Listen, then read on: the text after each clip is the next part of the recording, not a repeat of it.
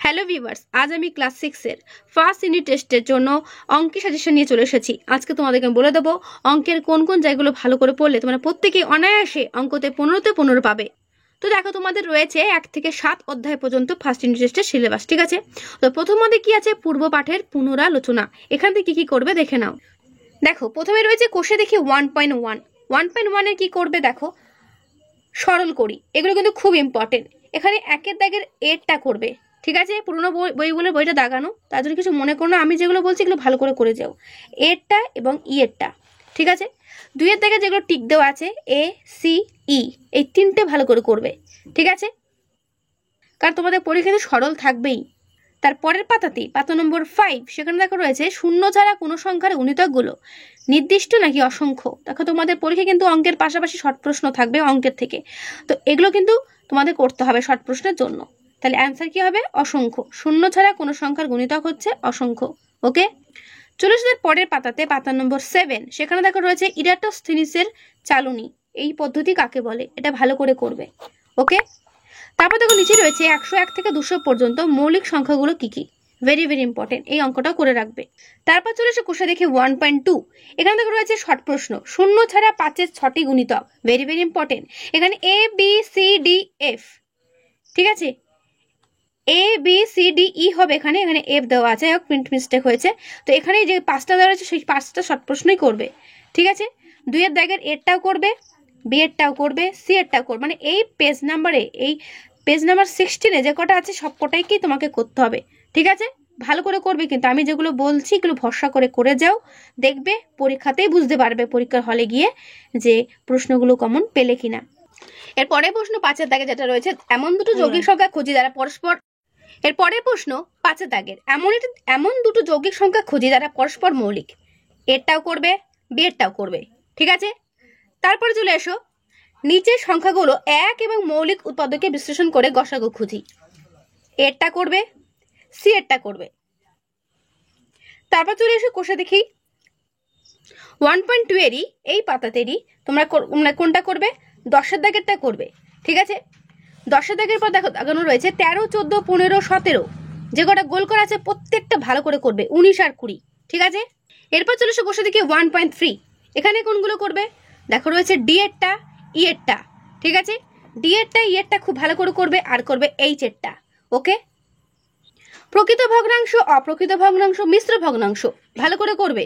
যে এরকম একটা ভগ্নাংশ লিখে দেবে, বলবে যে এর মধ্যে কোনটা প্রকৃত ভগ্নাংশ, কোনটা অপ্রকৃত ভগ্নাংশ এবং কোনটা মিশ্র ভগ্নাংশ। তারপরের পাতাতে পাতা নম্বর 26, সেখানে বি এরটা এবং ডি এরটা করবে। তারপরে দেখো রয়েছে ই এরটা, বি ডি ই, যেগুলো সার্কেল করা আছে ভালো করে করবে।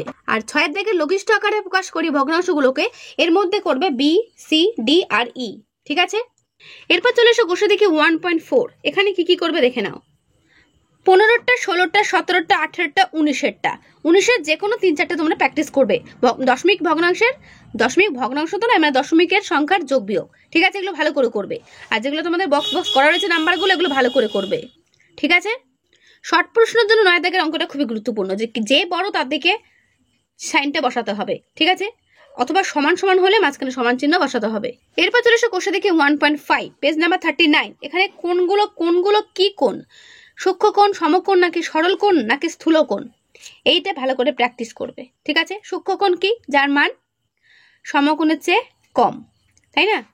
সমকোণ কত ডিগ্রি হয়? 90 ডিগ্রি। সরল কোণ 180 ডিগ্রি। আর স্থূল কোণ কাকে বলে? যার মান সমকোণের চেয়ে বেশি। তো এই ঘরে যে সমস্ত কোণগুলো দেওয়া রয়েছে সেগুলো তোমাদের সঠিক বক্সে সঠিকটা বসাতে হবে, ঠিক আছে? 2-এরটা করবে, সরল কোণ সমান কত না আমরা জানি 180 ডিগ্রি। তা 2 গুণিত ড্যাশ 2 গুণিত 90 ডিগ্রি, তাহলেই হবে 180 ডিগ্রি। বুঝতে পেরেছো? এই 1-এর আর 2-এরটা ভালো করে করবে। এরপর চলে এসো কোষে দেখি 1.6, ভেরি ভেরি ইম্পর্টেন্ট। দেখো এখানে কোনটা করবে। 4, 5, 6, 7, 8 পরপর যেগুলো রয়েছে 4, 5, 6, 7, 8, এখানে প্রত্যেকটা কিন্তু ইম্পর্টেন্ট অঙ্ক, এগুলো ভালো করে করবে। কোষে দেখি 2, এই পেজটা টোটালি থাকলো অঙ্কের সাজেশন হিসেবে, পুরো পেজটাই তোমাদেরকে করতে হবে, ঠিক আছে? খুবই সহজ। তারপরের পাতাতে 11, 12 আর 14 অঙ্কটা করবে, ঠিক আছে? Page number 52। এরপর চলে এসো কোষে দেখি 3, এখানে কি কি করবে? 4-এর দাগের এবং 5-এর দাগের দুটো করে প্র্যাকটিস করে যাবে। কোষে দেখি 4, রোমান সংখ্যায় লিখতে হবে, সংখ্যাগুলোকে রোমান সংখ্যায় লিখতে হবে। তার তো তোমাদের কি করতে হবে? 1 থেকে 100 পর্যন্ত তোমাদের রোমান সংখ্যাগুলো লেখা প্র্যাকটিস করতে হবে, এটা হচ্ছে প্রথম কাজ। তার মধ্যে একের দাগেরগুলো প্র্যাকটিস করো ভালো করে। 2 এর দাগের কোনটা করবে?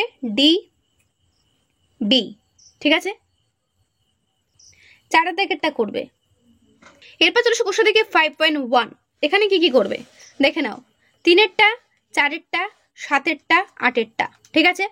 যেগুলো বলছি ভালো করে করো, এখান থেকেই কমন পাবে। এরপর চলে আসো কোশ্চেন দেখে 5.2। এখানে কোনগুলো করবে? 1-এর দাগেরটা করবে, 2-এর দাগেরটা করবে, ঠিক আছে। 1 আর 2 পুরোটাই করবে। কোশ্চেন দেখে 6 পেজ নাম্বার 87।